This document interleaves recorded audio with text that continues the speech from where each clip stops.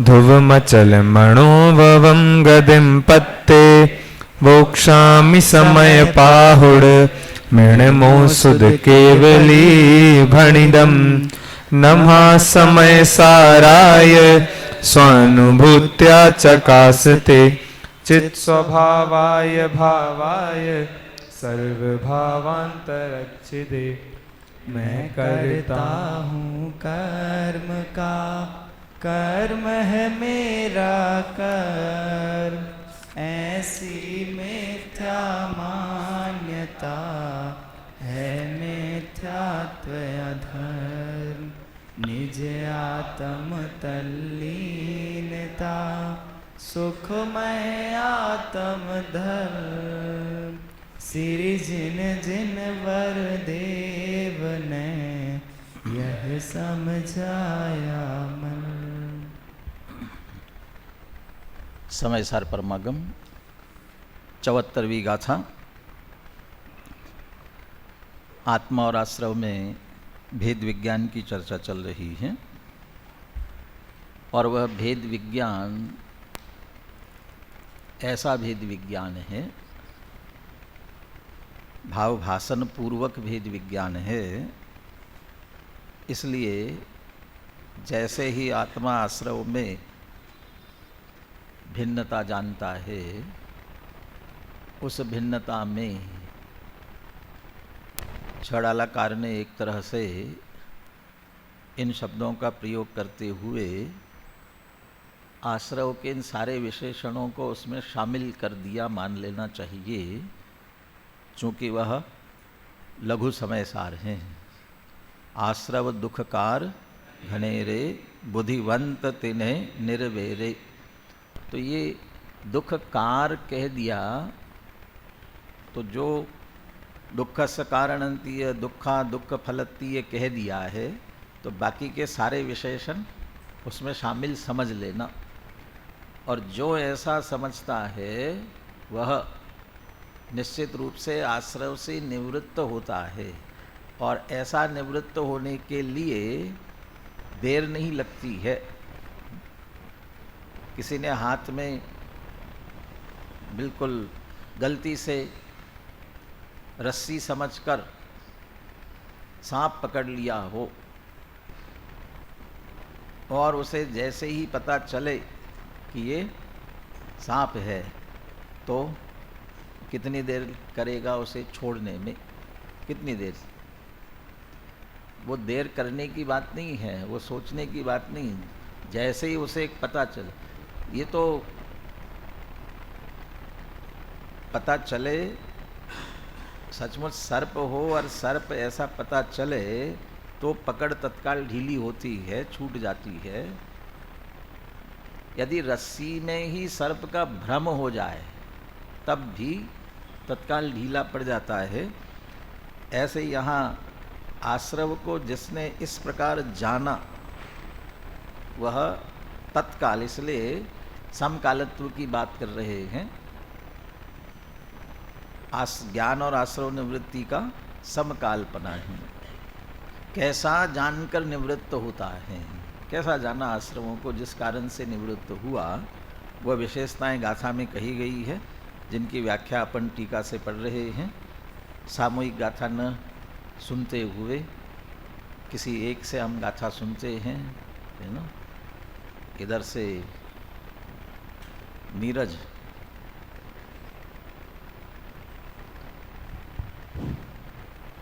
जीवन बंधाए दे अदुह निच्चातः असरनाय दुःखा दुःख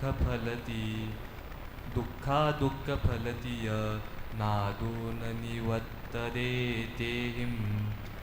कौन है पार्टनर, कौन है? और दो ही हो? हाँ, बाकी गायब है क्या? रोज जो है ये इस तरह का पलड़ा भारी रहता है। हाँ, रोज। आज उल्टा लग रहा है, इधर का पलड़ा भारी दिख रहा है आज।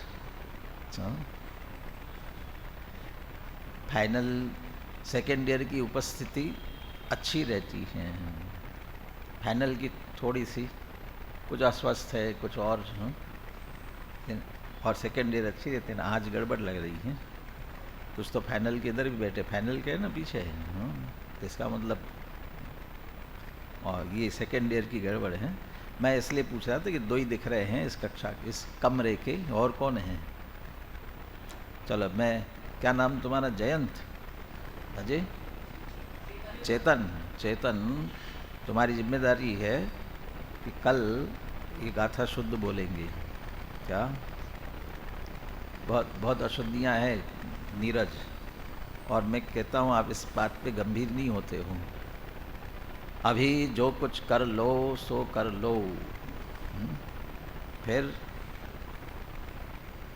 पहले आजीविका ढूंढने में और आजीविका मिलने के बाद में वो एक शब्द प्रयोग करते हैं, लवन तेल तंडुलेन, वो उसमें फिर लग जाएंगे तो गया, फिर पता नहीं फिर कब अवसर मिलेगा। इसलिए अभी जितना हो सकता है, और एक बार अंदर बैठ जाए ना, फिर जब भी आप खोलोगे ना, वह बस तत्काल वह विषय भी आता जाएगा और अशुद्धि होने का तो प्रश्न ही नहीं है फिर। इसलिए अभी सुधार लो अच्छे से। अब सभी मिल करके बोलिए, और गाथा भी और पद्यानुवाद भी। एदे अधोरणे चातः असरणाया दुःखा दुःखफलत्य णादूर्णवत्तदेतेहिं। ये सभी जीव निबद्ध ध्रुव शरणहीन अनित्य है, दुख रूप दुख फल जान कर इनसे निवर्तन बुध करें। इनसे निवर्तन बुध करे, बुध है वो निवर्तन करे, हमारा क्या काम है? जो बुध है वो करे निवर्तन। अरे वो निवर्तन कर रहे हैं इसीलिए बुद्ध कहला रहे हैं, और हम उसी में लगे हुए हैं इसलिए बुद्धू कहलाएंगे। हमें बुद्धू है। मैं तो ये कहता हूँ कि वे बुद्धू जो बेचारे जानते ही नहीं हैं क्या होते आश्रव, कैसे होते हैं, अब वे लगे हैं तो ठीक है, जानते ही नहीं हैं। और आत्मा भी क्या होता है ये भी नहीं जानते हैं। लेकिन जो जान कर भी नहीं करते हैं ना, वे बड़े बुद्धू है। वे छोटे होंगे, इसका मतलब हम बड़े बुद्धू है, अरे हो करके भी उसका प्रयोग नहीं कर रहे हैं। निवर्तन बुद्ध करे, और जो निवर्तन करे वही वास्तव में बुद्ध है, माने ज्ञानी है। टीका में अपन ने जीव निबद्धा और अधू इन विशेषणों की चर्चा की थी। जीव निबद्धा के लिए क्या उदाहरण दिया है, उस उदाहरण को थोड़ा सांग रूपक सिद्धांत पर भी घटित करना है। जीव निबद्धा, वो हम तो कोना पकड़ते भाई। क्या नाम? महावीर, बोलिए।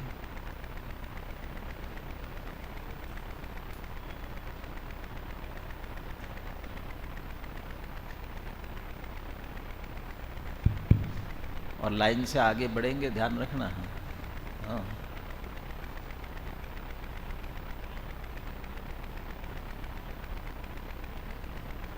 वृक्ष और लाख का उदाहरण दिया था। अब से घटित करो आश्रव पर। कैसे, किस तरह से दिया?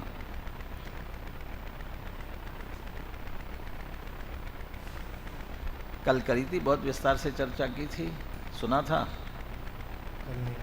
हाँ, तो सुनना चाहिए था ना, नहीं तो पूछना चाहिए था। चलो आगे बढ़ा, आगे इधर आगे। हाँ।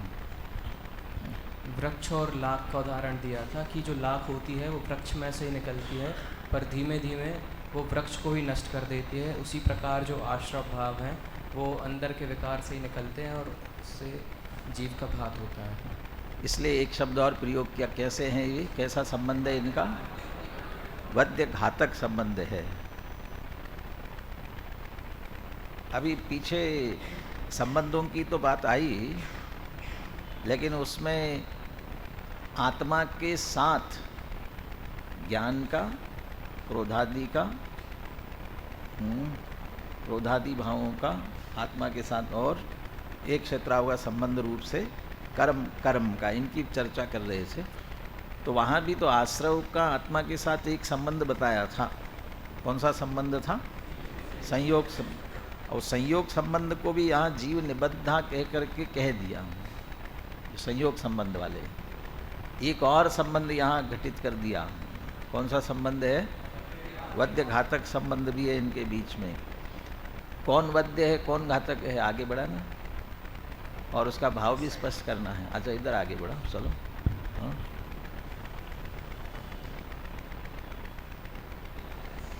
वध्य घातक में कौन वध्य, कौन घातक है और कैसे?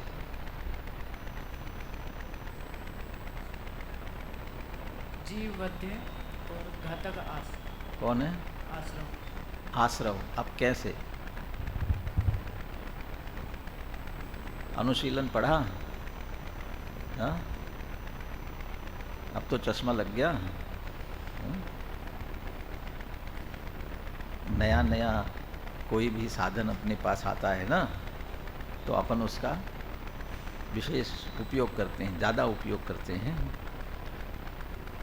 अब चश्मा लगाए तो पढ़ने में ज़्यादा उपयोग करना चाहिए। आगे है। उसमें ऐसा दिया था कि मतलब जब तक आश्रवादी का अभाव नहीं होगा तब तक संवर नहीं होगा, इसलिए वहाँ पर घातक संबंध का। क्या है संवर? क्या है संवर? क्या है? कल तो संवर की बात ही नहीं की थी। हाँ, अनुशीलन मिल गया, संवर की बात भी उठाई। हाँ जी, स्वभाव को, जो घाती कर्म को अपन कहते हैं ना, स्वभाव को व्यक्त नहीं होने देता, निर्मलता को, निर्मल पर्याय निर्मलपना, और निर्मलपना ही शुद्धता का प्रकट होना ही तो संवर है, और उसे प्रकट नहीं होने देता है। ठीक है ना, ये घातकपना है। तो उस अपेक्षा से आत्मा वध्य है और ये आश्रव भाव घातक है। और ये उदाहरण पर भी घटित होता है।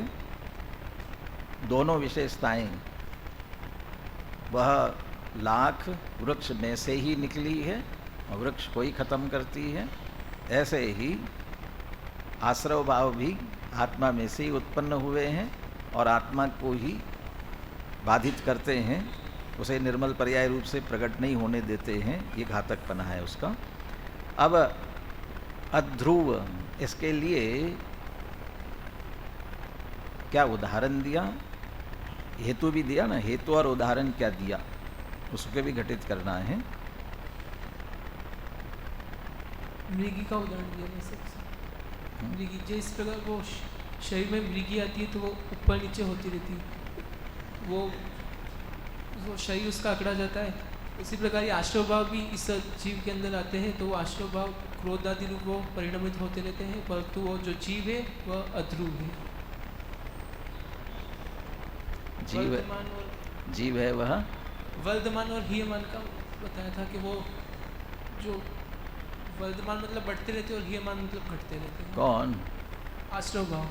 तो जो बढ़ते रहते हैं का मतलब क्रोध, मान, माया, लोभ, आश्रव, मैंने ऐसे बहुत सारे ऐसे बढ़ते रहते ना, ऐसे बढ़ते हैं।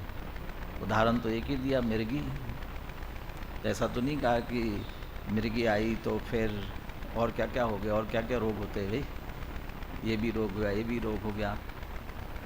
जैसे डायबिटीज़ हो जाए ना, तो फिर कहते हैं उसके बाद में बहुत सारे रोग बढ़ते जाते हैं। फिर आपकी आँखों की रोशनी कमज़ोर हो जाएगी, किडनी पर भी इफ़ेक्ट आएगा, धीरे धीरे हार्ट की भी प्रॉब्लम हो जाएगी।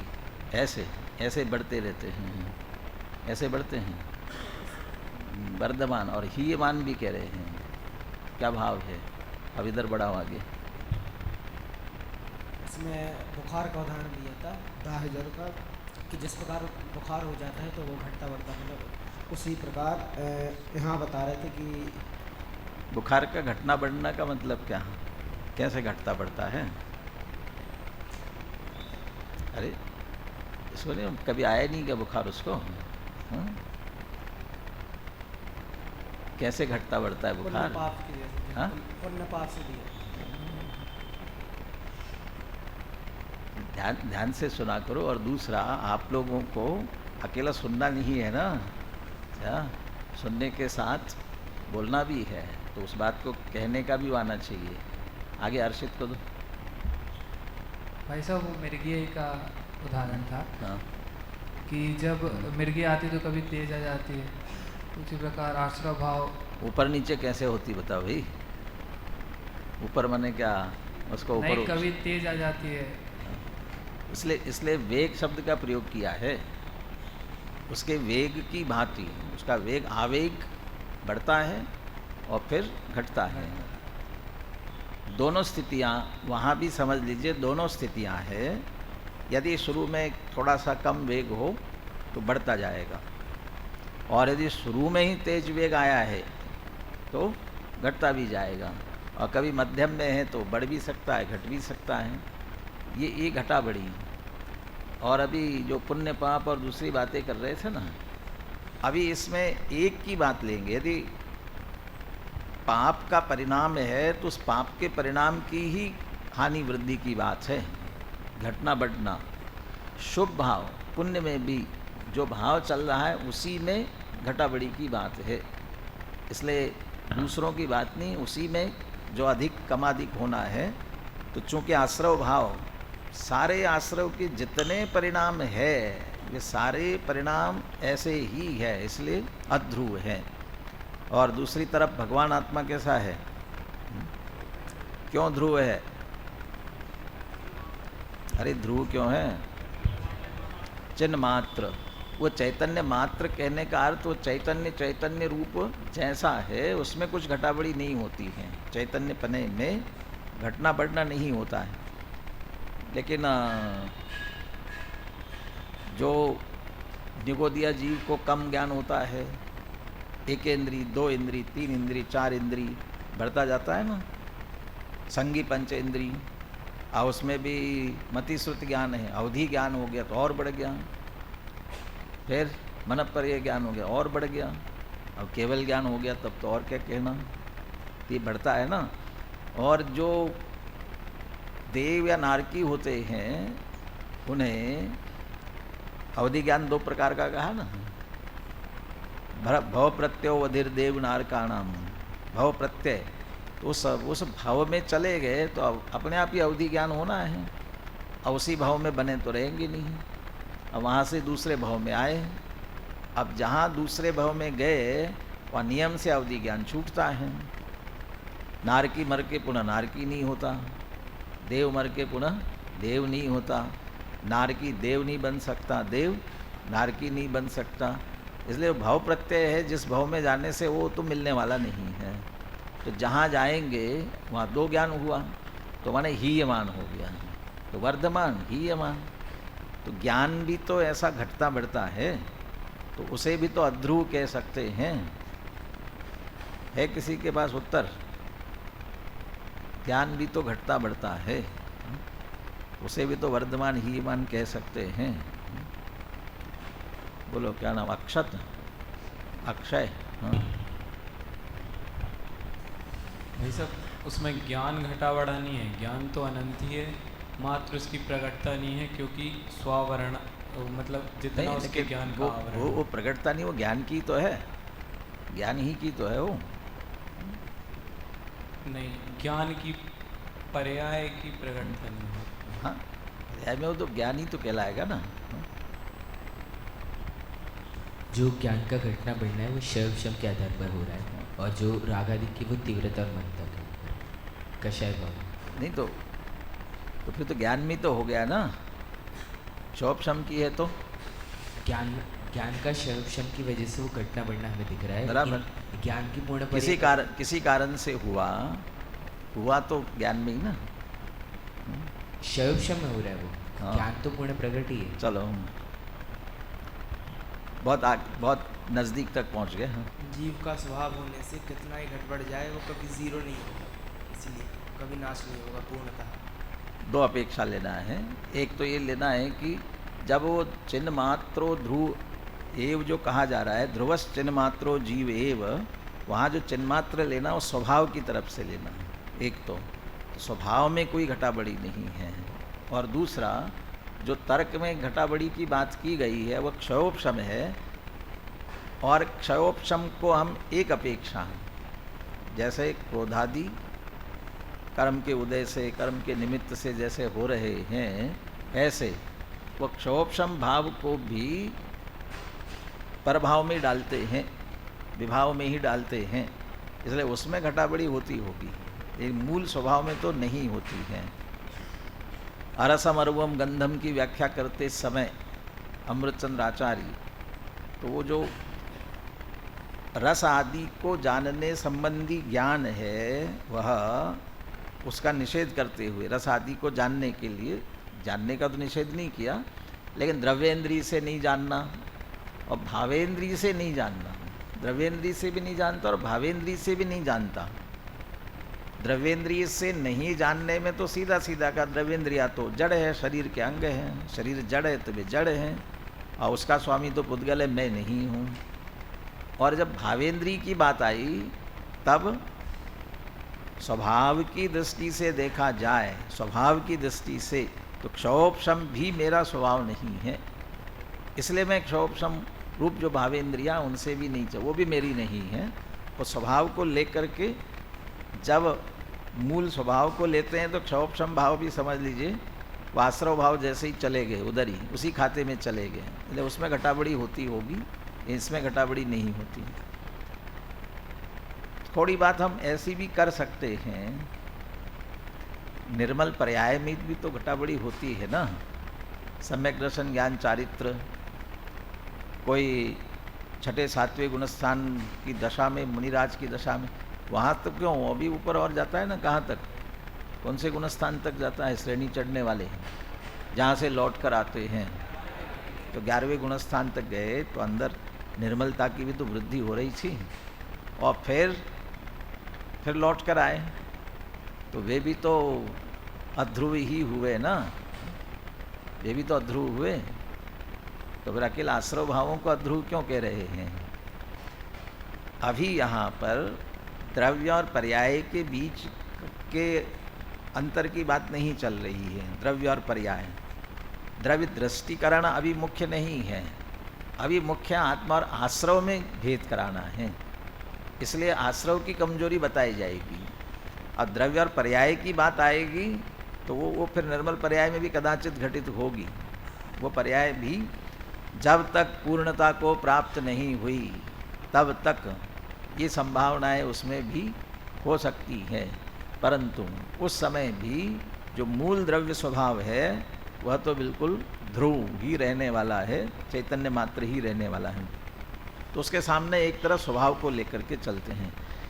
चलिए, ध्रुव अध्रुव के बाद में आश्रव का क्या विशेषण लिया है, अनिच्छा। अनिच्छा माने अनित्य है, तो अनित्य, अब अनित्यता में क्या लेते हैं, दृष्टांत और हेतु क्या लेते हैं, देखिए। शीत दाह ज्वर आवेशवत क्रमेण उज्जृंभमाणत्वात् अनित्या खलु आश्रवः। शीत दाह ज्वर आवेशवत, ये उदाहरण दे दिया। क्रमेण उज्जृंभमाणत्वात्, क्रमशः उत्पन्न होने के कारण से, अनित्या खलु आश्रवाः, आश्रव भाव कैसे हैं, अनित्य है। वास्तव में आश्रव अनित्य है, किसी तरह से हम उसे नित्य कहना चाहें तो नहीं कह सकते हैं, बिल्कुल अनित्य है। कैसे उदाहरण लिया, शीत दाह ज्वर आवेशवत, शीत दाह ज्वर। अब इसे दो तरह से ले सकते हैं। एक तो कोई ऐसा बुखार होता है, उस बुखार में जैसे इस तरह की ज्वर की, इस तरह का ज्वर किसी को आ रहा हो तो उसमें एक दिन तो शरीर बहुत गर्म हो जाएगा और एक दिन बिल्कुल ठंडा होगा, पर एक दिन छोड़कर एक दिन, ये ऐसा ऐसा चलता रहता है। लेकिन जिस दिन गर्म है उस दिन शरीर ठंडा नहीं होगा, और जिस दिन ठंडा है उस दिन गर्म नहीं होगा। ये क्रमेण, एक दिन ठंडा एक दिन गर्म, एक दिन ठंडा एक दिन गर्म। दूसरा, कभी ब्लड प्रेशर जैसे हाई लो होता है ना, ऐसे समझ लो बॉडी टेम्परेचर भी हाई भी होता है और लो भी होता है। ह्यूमन बॉडी टेम्परेचर कितना होना चाहिए? 98, 98 पॉइंट कुछ और है थोड़ा, है ना, तो मोटा मोटा 98 भी समझ ले। अब यदि उससे 99 हुआ तो भी थोड़ा नॉर्मल समझ लेते, कोई बात नहीं, इतना तो चलता रहता है। लेकिन बढ़ते बढ़ते बढ़ते यदि 100, 200, 200 नहीं, 101, 102, 200 में तो बचेगा ही क्या, थर्मामीटर ही नहीं बचेगा। 101, 102, 103, 104, ये जो बढ़ता जा रहा है, ये तो कहलाएगा दाह ज्वर, शरीर में दाह उत्पन्न कर रहा है। लेकिन कदाचित कोई कारण ऐसे भी बनते हैं जब 98 से भी नीचे आता है, नीचे की तरफ चला जाता है। जैसे तीव्र दाह ज्वर हो रहा हो तो उसे तो ठंडी पट्टी रख रख करके उसे ठंडा करने की कोशिश करते हैं, और कदाचित कोई ठंडा हो रहा हो तो क्या करते हैं, तो उसे गर्म करते हैं। जैसे वहाँ ठंडी पट्टी करते हैं ना, ऐसे गर्म कर करके उस पर रख रख करके उसे बॉडी को टेम्परेचर को लेवल में लाने की कोशिश करते हैं। तो ये ज्वर के प्रकार है। अब दोनों तरह से समझ लेना। वह शीतपना आना भी एक तरह से ज्वर कह रहे हैं। ज्वर है ऐसा बीमारी है, बुखार, तो बुखार का मतलब गर्म हो जाना, शरीर गर्म होना, वही बुखार नहीं कह रहे हैं। शरीर का तापमान कम होने को ही बुखार कह रहे हैं। ऐसा भी होता है ना, जो शरीर गर्म हो रहा है, बुखार आया तो बुखार की दवाई लेते हैं, और अधिकतर जो बुखार की दवाई लेते हैं उससे होता क्या है, बुखार की दवा लेते हैं और बुखार की दवा लेने के बाद क्या कहते हैं कि ओढ़ करके सो जाओ, तो उससे क्या होगा, पसीना आएगा। अब पसीना आएगा तो क्या होगा, बुखार उतर जाएगा। और ज़्यादा ही पसीना निकल गया तो भाई, किसी को ज़्यादा पसीना निकल गया है, कभी कभी ज़्यादा भी जो टेम्परेचर से नीचे भी जा सकता है। ऐसा यदि नीचे चला गया तो फिर उसे फिर गर्म करना पड़ता है। टाइफाइड, मलेरिया, कोई ऐसा है जिसमें ऐसा हो जाता है, बहुत तेज़ होता है, और बहुत तेज़ होता है तो उसे ठंडा करना पड़ता है। और कभी कभी ठंडा करो तो उल्टा नीचे चला जाए, और फिर उसे गर्म भी करो, तो एक मेंटेन करना पड़ता है। यहाँ एक ही बात कहना चाहते हैं, ये जो शीत और दाह की स्थिति बन रही है, ये एक साथ दोनों नहीं हो सकेंगी। होंगे तो क्रमशः, जब शीत होगा तब दाह नहीं होगा, जब दाह होगा तो शीत नहीं होगा। ये जिस तरह क्रमशः होते हैं, इसी तरह के वे जो आश्रव भाव, वो दो तरह के हैं। दिन रात शुभाशुभ भावों से मेरा व्यापार चला करता, और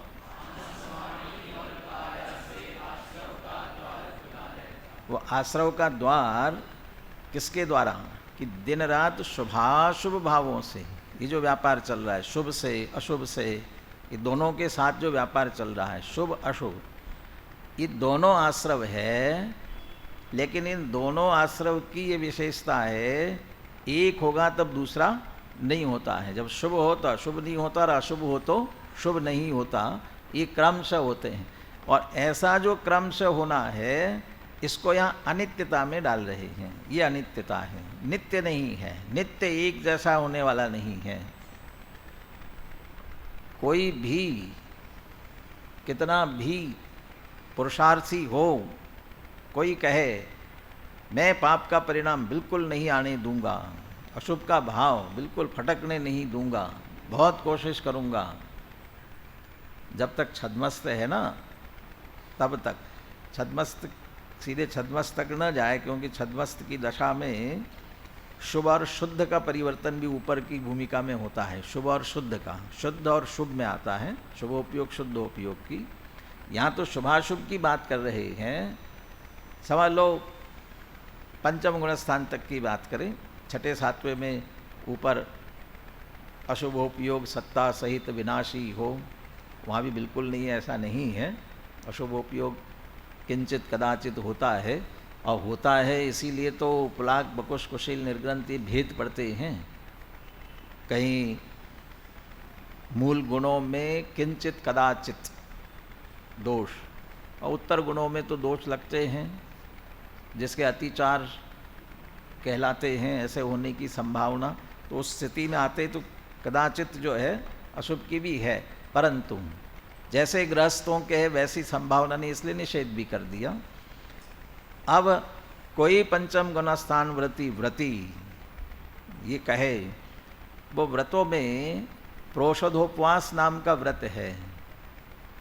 11 प्रतिमाओं में प्रोषधोपवास नाम की प्रतिमा है।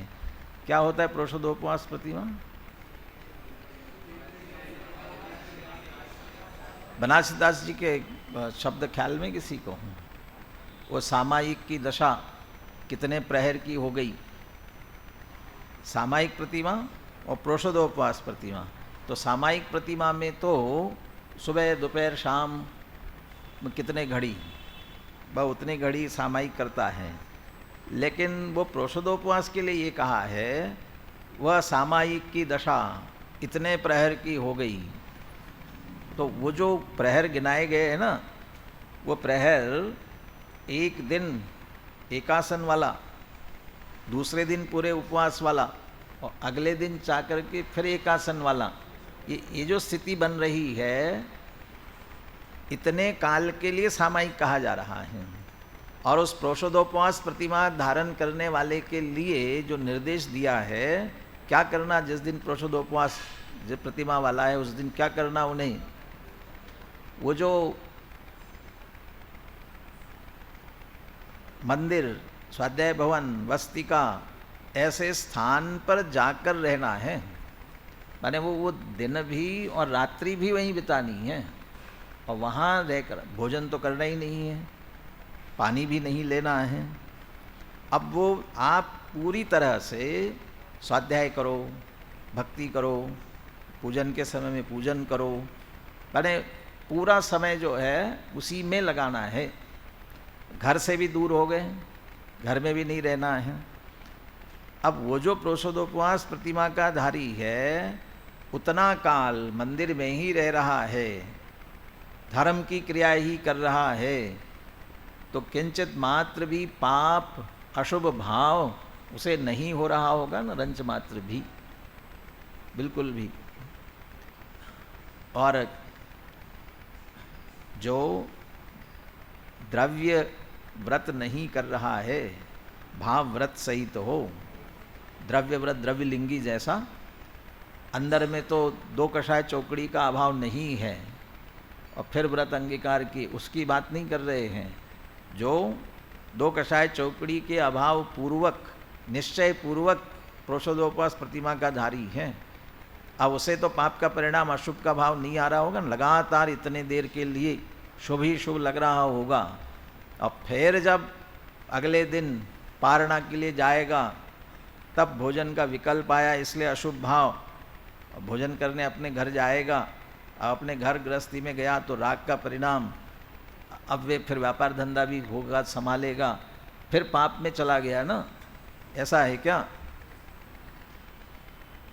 अब दूसरी तरफ एक गुरुदेव का एक वाक्य था, उस पर भी बहुत हल्ला गुल्ला भी हुआ, और उतने ही वाक्य को लेकर के उस पर आक्षेप भी किए गए। कसाई को भी शुभ भाव आता है, कसाई को भी शुभ भाव आता है, शुभ भाव आए बिना रहता नहीं, आता है उसे भी। अब वो कसाई को, अब वही ना, कसाई को शुभ भाव कह रहे, कसाई को शुभ भाव कह रहे। वो कसाई का काम करने वाला यदि दिन भर वही काम कर रहा हो, तो उसे बिल्कुल अशुभ अशुभ अशुभ ही चल रहा होगा ना, शुभ आता ही नहीं होगा। ये कहते हैं कभी संभव नहीं है। वस्तु स्वरूप का यह नियम है। जैसे कर्णान योग कहता है, इसलिए कहा यह जाएगा कर्णान योग का ऐसा नियम है कि छद्मस्त का उपयोग अंतर मुहूर्त में विपरिणाम को प्राप्त होता है, बदलेगा, एक रूप उपयोग नहीं रहेगा। जिसे शुद्धता प्रकट ही नहीं हुई है, अशुद्धता ही है, उसके लिए तो शुभाशुभ का परिवर्तन होगा। और जिसे शुद्धता प्रकट हुई है, अब वह शुद्धता में भी लगातार नहीं रहेगा, वो शुभाशुभ में आएगा भूमिका अनुसार, और ऊपर जाएगा तो शुद्ध से शुभ में आएगा, शुभोपयोग शुद्धोपयोग, ये बदलता जाएगा। कहाँ तक? समझ लो सातिशय अप्रमत्त क्षपक श्रेणी नहीं चढ़ता है तब तक।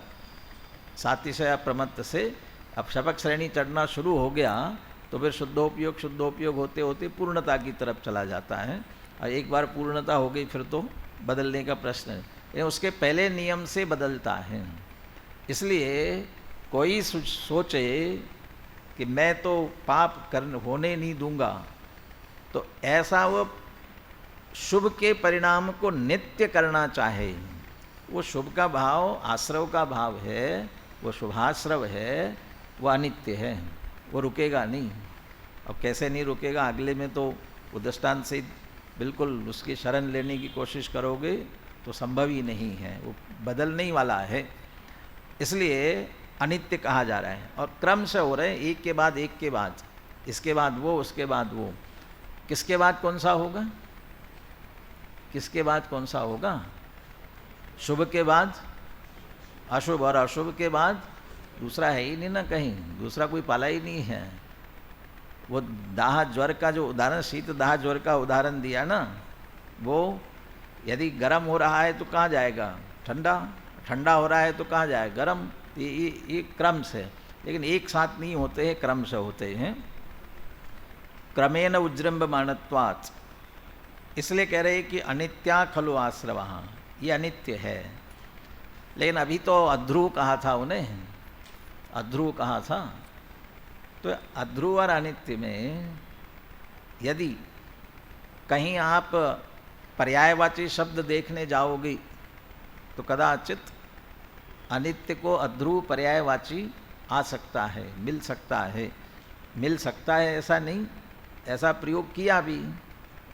जो 12 भावनाओं के नाम, 12 अनुप्रेक्षाओं के नाम आते हैं, तो कहीं अनित्याशरण संसार एकत्व अन्यत्व इस रूप में आते हैं, अनित्य भावना, अनित्य अनुप्रेक्षा, और कहीं कहीं अध्रुव अनुप्रेक्षा के रूप में भी प्रयोग करते हैं।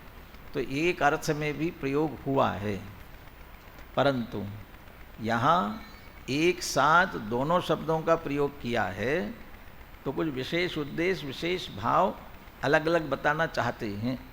आश्रव की कुछ अलग अलग विशेषता बताना चाहते हैं। इसलिए एक में लेना है, अध्रुवपने में लिया, एक ही भाव आश्रव का, या तो शुभ भाव या अशुभ भाव, वो उसी रूप रह करके घटा बड़ी होगी। शुभ में ही शुभ भाव है, वो शुभ रूप रहते हुए ही घटता बढ़ता रहता है। तो जब तक, तो कब तक घटता बढ़ता रहेगा? वो अंतर मुहूर्त ही उसका नियम है। अंतर मुहूर्त से ज़्यादा तो टिकने वाला नहीं। लेकिन उस अंतर मुहूर्त में भी जो भी भाव हुआ है, चाहे पाप का हो, चाहे पुण्य का हो, चाहे शुभ का, चाहे अशुभ का, वह भाव, और वो उसमें भी और लगा लीजिए, क्रोध का है, मान का है, कोई भाव है, वह भाव जैसा प्रकट हुआ वैसा का वैसा ही बना रहे, ये संभव नहीं है। वो घटेगा, बढ़ेगा ही बढ़ेगा। ये तो हुई उसकी अध्रुवता। तो एक ही भाव रह करके उसमें घटा बड़ी होना, तीव्रता मंदता होना, उसका नाम दिया अध्रुवता। और जब शुभ से अशुभ और अशुभ से शुभ ऐसा हो तो कहलाएगा वह अनित्य। शुभ से अशुभ की तरफ जाना और अशुभ से शुभ की तरफ आना, ये बदले तो कहलाएगा अनित्य। यदि ये शब्द बदलते तो ये कहते कि वो जो शुभ रूप परिणाम है, वह शुभ भाव प्रकट हुआ, लेकिन उसमें घटा बड़ी होती है, एक रूप नहीं रहता है। मिर्गी के वेग की भांति वैसा है, इसलिए अनित्य है। तो क्या दिक्कत होती है, क्या फर्क पड़ता, उसमें क्या दिक्कत आती? अनित्य है भाई, एक रूप नहीं रहता है, बदलता है, घटा बड़ी होती है, तो अनित्य कह सकते थे। तो कह सकते थे, उसमें कोई दिक्कत नहीं है। और जो ध्रुव एक रूप नहीं रह करके बदल गया, भी पक्के रहो अपनी बात पर, कह रहे नहीं बदल गए, तो ये एक दूसरे में बदलना ऐसा भी कहा जा सकता था। परंतु अमृतचंद्र आचार्य ने एक ही दिशा में रहकर घटने बढ़ने को अध्रुव कहा और एक से पाला बदल कर कहना उसको अनित्य कहा। तो अभी उसे उसी रूप में ले, फिर व्याकरण की दृष्टि से निकालने की कोशिश करना। अध्रुव कैसे बना, उसका ध्रुवपने का अध्रुवपने का क्या रूप होता है, अनित्य कैसे बना, उसमें से क्या निकल सकता है। तो हो सकता है इस भाव के नज़दीक अध्रुव और अनित्यता पहुंच जाए। तो अभी आपको ये दोनों बातें ख्याल रखनी है, आश्रव अध्रुव क्यों है और अनित्य क्यों है, और उसके साथ में अध्रुव और अनित्य में अंतर क्या है, ये बात भी ख्याल रखनी है। तो क्रमशः उज्जृंभमानत्वात्, क्रमशः उत्पन्न होने के कारण से क्या है, ये अनित्य है, खलु आश्रवा। अब उसके सामने भगवान आत्मा कैसा है, जैसे भेद विज्ञान करना है। देखिए, नित्यो विज्ञान घन स्वभावो जीव एव, लेकिन जीव कैसा है, विज्ञान घन स्वभाव है, इसलिए वह तो नित्य ही है, पलटा पलटी संभव नहीं है। कैसे पलटाओगे, कैसे पलटा सकते हो उसे भाई, पलटाने के लिए जोर लगाना पड़ेगा। लेकिन वो इतना ठोस है कि उसमें कुछ प्रवेश करके उसको पलटाया जाए ऐसा संभव ही नहीं है। इसलिए वो तो ज्ञान ज्ञान ज्ञान रूप ही रहने वाला है, क्रमशः होने का सवाल ही नहीं है, बदल कर दूसरी तरफ जाने का भी सवाल नहीं है। इसलिए उसका विज्ञान घन कहा। ऊपर चिन्मात्र कहा था, यहाँ विज्ञान घन कह रहे हैं, एक ही तो बात है ना भाई। इतना अंतर ले लेना कि यहाँ ठोस कह करके उसे पलटना नहीं, बदलना नहीं, इसकी अपेक्षा से विज्ञान घनपना माने उसी ज्ञान के घनपने की तरफ विशेष ध्यान आकर्षित कराया गया है। नित्यो विज्ञान घन स्वभावो जीव एव, लेकिन जीव जो है नित्य एक रूप ही रहने वाला है, बदलता नहीं है, इसलिए वह नित्य विज्ञान घन स्वभावी है, इसलिए वह नित्य है। चलिए, जीव निबद्धा यदे अधुव अनिच्चा, अब कौन सा विशेषण आ गया, अशरणाय। ये आश्रव भाव कैसे हैं, अशरण है। अशरण क्या होता है, शरण किसे कहते हैं, सहारे को कहते हैं। सहारा किसका लिया जाता है, जो सहारा देने में समर्थ हो। सहारा देने में समर्थ कौन होता है, कि जो स्वयं स्थिर हो, जो दूसरे को सहारा दे सकता हो, माने स्वयं टिके, वो दूसरे को सहारा दे सकता है। कोई डूब रहा हो तो किसको पकड़ करके रुक सकता है, किसको पकड़ करके रुकेगा, हाँ? क्या लोक में क्या कहावत है, डूबते को तिनके का सहारा। हाँ? कोई डूब रहा है, एक तिनका भी पकड़ में आ जाए तो भी उसका सहारा लेकर के भी रुक सकता है। परंतु वो तिनका कैसा होना चाहिए, भले ही तिनका है लेकिन वो स्थिर होना चाहिए। यदि वो तिनका भी, अच्छा तिनका नहीं, अच्छा कोई मजबूत बड़ा लकड़ी का गट्ठर भी हो और कोई उसका सहारा ले ले और रुकना चाहे, लेकिन वह स्वयं ही बह रहा हो तो वो क्या करेगा, हाँ इतना हो सकता है कि डूबने नहीं देगा, लेकिन बहने से तो नहीं रोक पाएगा, क्योंकि स्वयं ही बह रहा है तो उसे रोकेगा कैसे, रुकने में कारण नहीं बन पाएगा। ऐसे ही आश्रव भावों का हम सहारा लेने जाए तो आश्रव भाव कैसे हैं, अब उसकी बात करते हैं। अभी अध्रुव और अनित्य तो कह दिया, और अध्रुव और अनित्य से ये बात ख्याल में आनी चाहिए, जो स्वयं अध्रुव और अनित्य है वह दूसरे को क्या सहारा दे सकता है, दूसरे को कैसे सहारा देगा।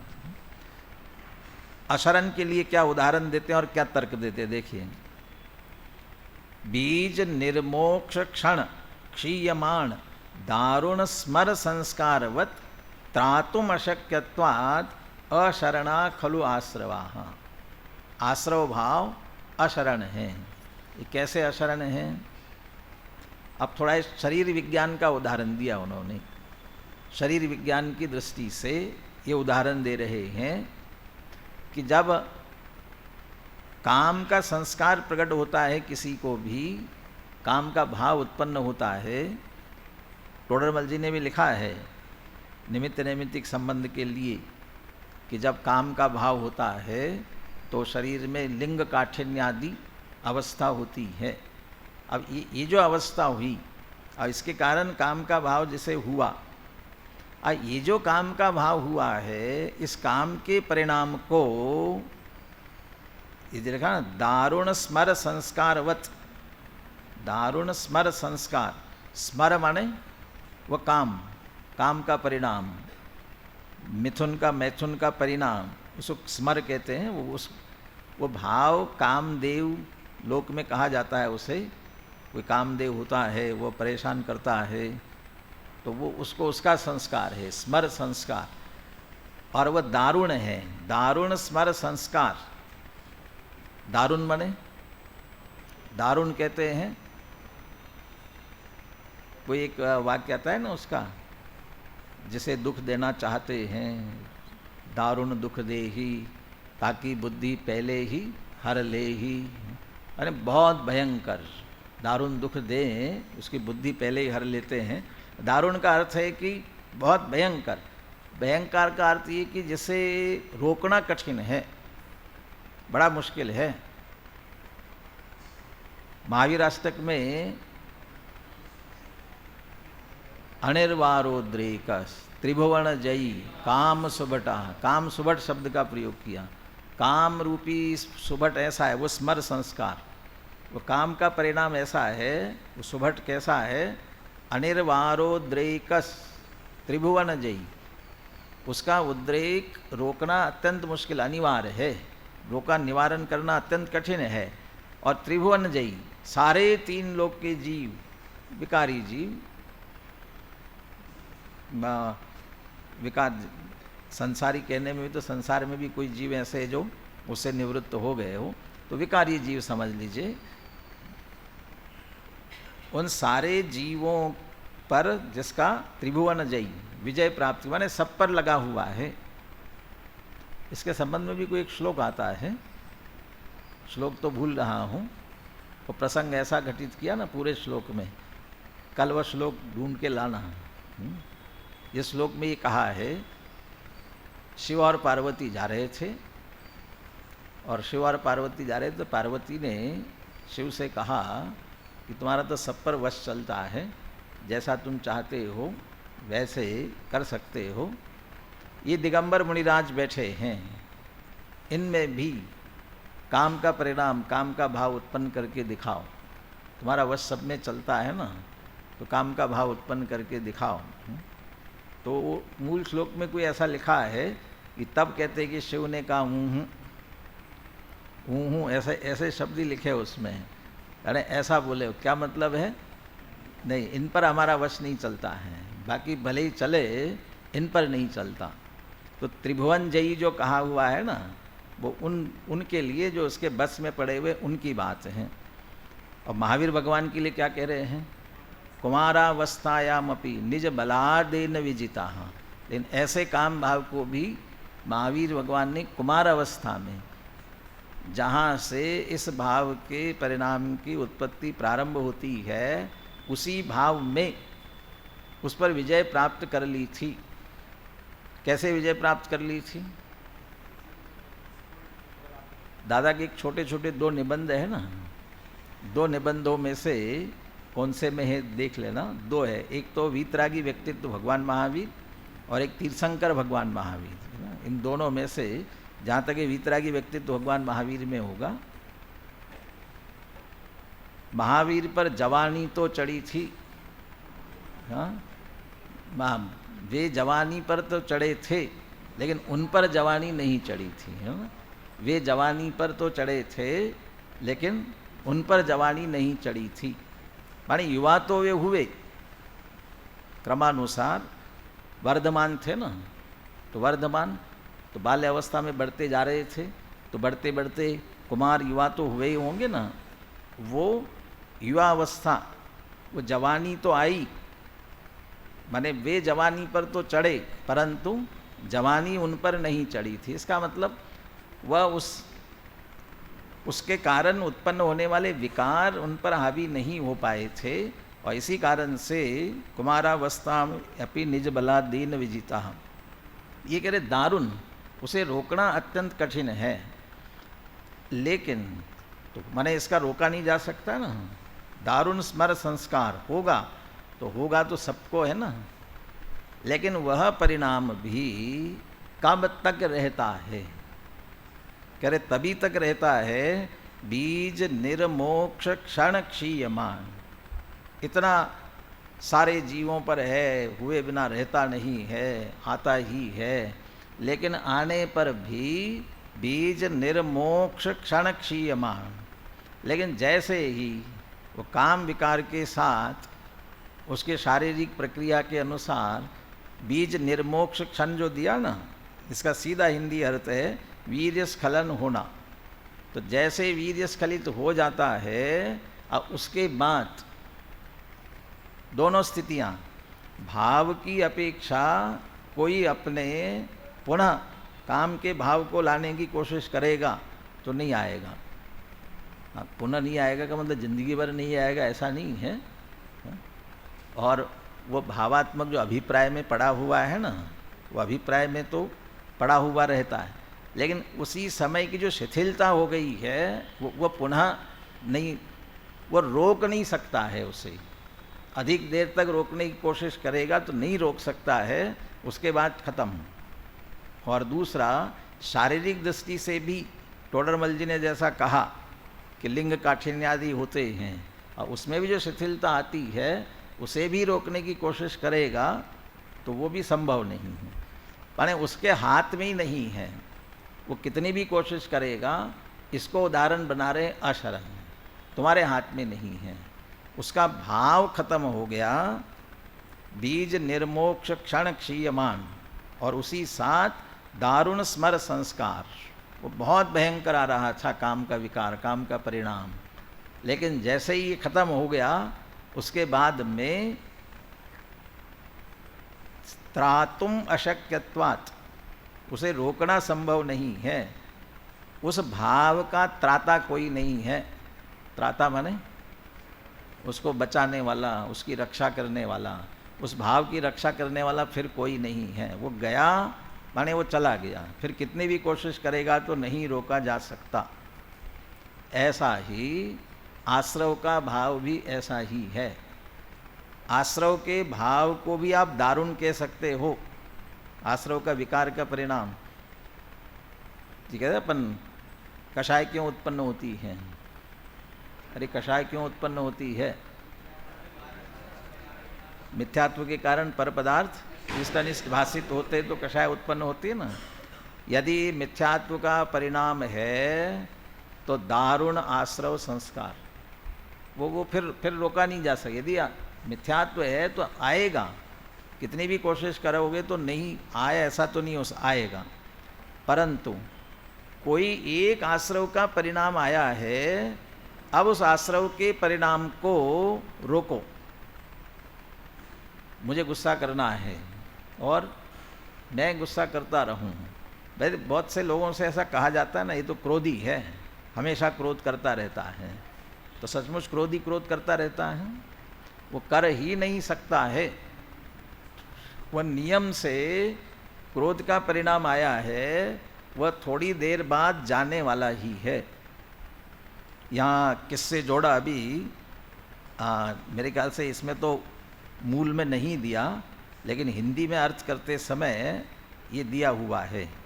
हिंदी में अर्थ करते समय ये दिया, जैसे वो काम का परिणाम वीर्य स्खलन के बाद रुकता नहीं है, ऐसे आश्रव भाव का संबंध किसके साथ में है? वो कहते कर्मोदय के साथ में है। वो जैसे ही तत्संबंधी कर्मोदय चला जाता है, वो कर्मोदय चला गया, अब उस भाव को रोकने की कोशिश करेगा तो भी नहीं रुकने वाला, वो जाएगा ही जाएगा। तो क्रोधादि परिणाम सभी तत्संबंधी उदय जाने पर वह परिणाम वैसा का वैसा नहीं बना रहता, उस भाव का फिर त्राता कोई नहीं है। क्रोध तत्संबंधी उदय गया, क्रोध नहीं रुकेगा।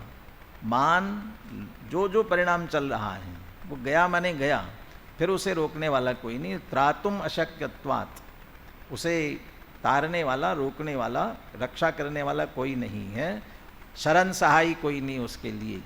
तो आश्रव भाव का कोई शरण सहाय नहीं है, इसलिए वे अशरण हैं, कोई उसे रोक नहीं सकता है। और जो उसी को खुद को शरण नहीं है कोई, वो स्वयं ही अशरण है, वो दूसरे को क्या शरण देगा? और जो उसका आश्रय देगा, हम भी डूबेंगे और तुम्हें भी लेकर डूबेंगे। तो आश्रव भाव ऐसे ही है। आश्रव भाव तो डूबने ही वाले हैं, और जो इसका लक्ष्य उसका आश्रय करेगा वह भी नियम से डूबने वाला है, इसलिए अशरण है। अशरणाः खलु आश्रवाः। अब दूसरी तरफ भगवान आत्मा कैसा है? ये भी ऐसे ही अशरण होगा ना। वो कैसा है? सशरणः स्वयं गुप्तः सहज चित शक्तिर जीव एव। दो बातें कही। जीव कैसा है? स्वयं गुप्तः, और दूसरी तरफ कहते हैं सहज चित शक्ति ही। सहज चैतन्य शक्ति वाला है और स्वयं गुप्तः, स्वयं गुप्त है। गुप्त है का मतलब क्या? कहीं छुपा हुआ है।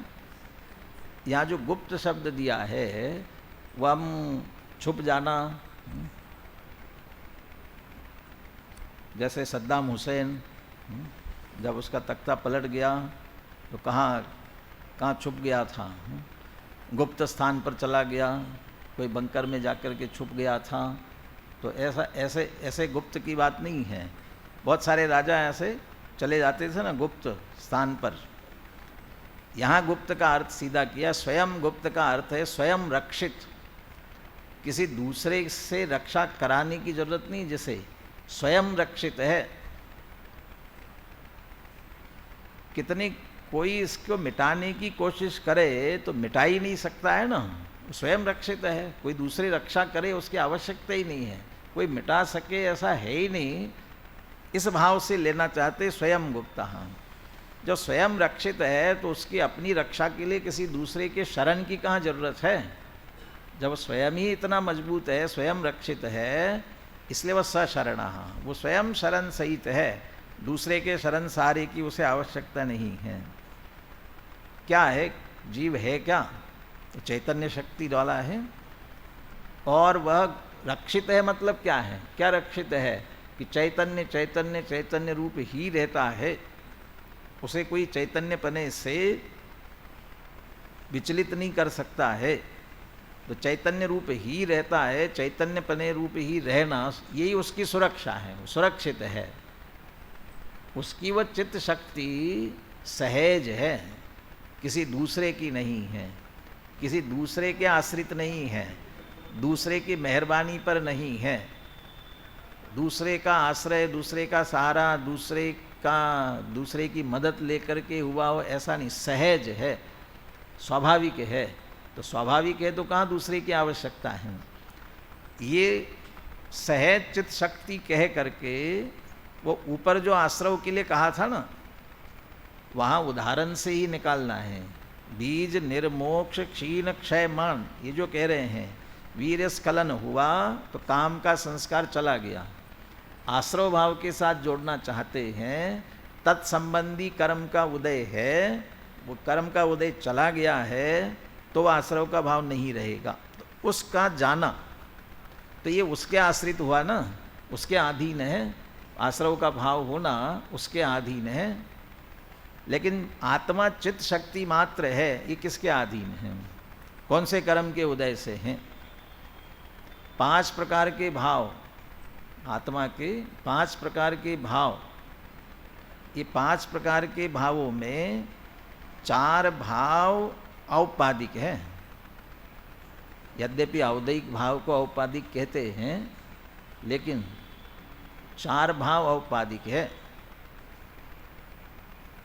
चूंकि कर्म के उदय से विकार ही होता है, इसलिए मुख्य रूप से विकारी भाव को औपाधिक कहते हैं। लेकिन औपशमिक हो चाहे क्षायिक हो, भले ही निर्मल हो, लेकिन वे तत्संबंधी कर्म की उपाधि से जुड़े हैं। वो तत् उपशम, उसका क्षय, उससे जुड़े हुए हैं। पारिणामिक भाव कैसा है? पारिणामिक भाव कैसा है? वो निरपेक्ष है, वो स्वाभाविक है। वो पारिणामिक भाव के लिए किसी कर्म की जरूरत ही नहीं है ना, वो स्वाभाविक है। ऐसा वो चित्त शक्ति है, वो पारिणामिक भाव है, इसलिए वहाँ किसी की जरूरत नहीं है। वो आया और चला गया, वो चला गया तब वो आएगा।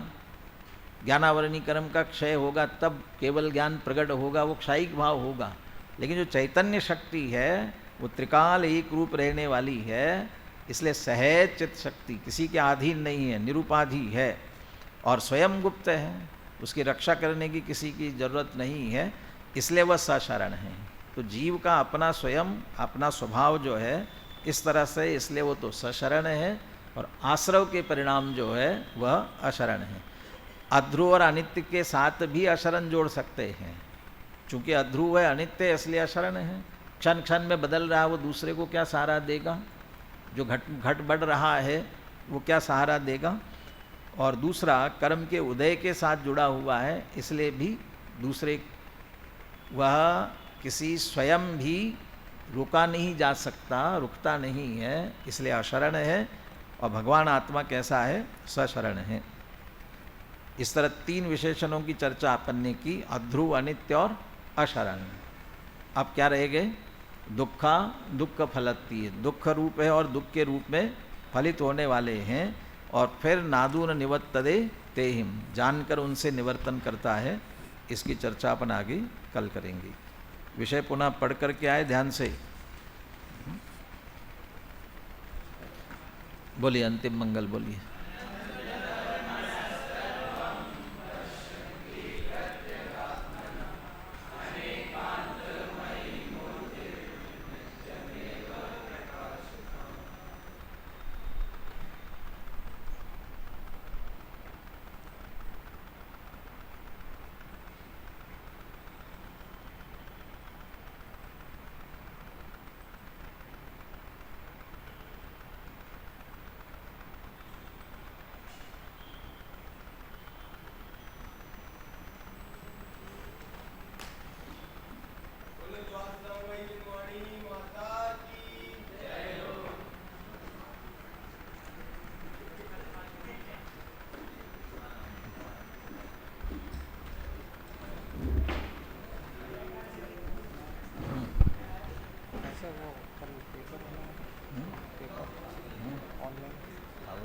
दे रहे ना आपके गौरव जी देंगे पूरी सूचना। मुझे सुबह बताया था कि ऐसा ऐसा होगा, कल पेपर होगा। नहीं, ये सूचना सबको देने के लिए कहा है कि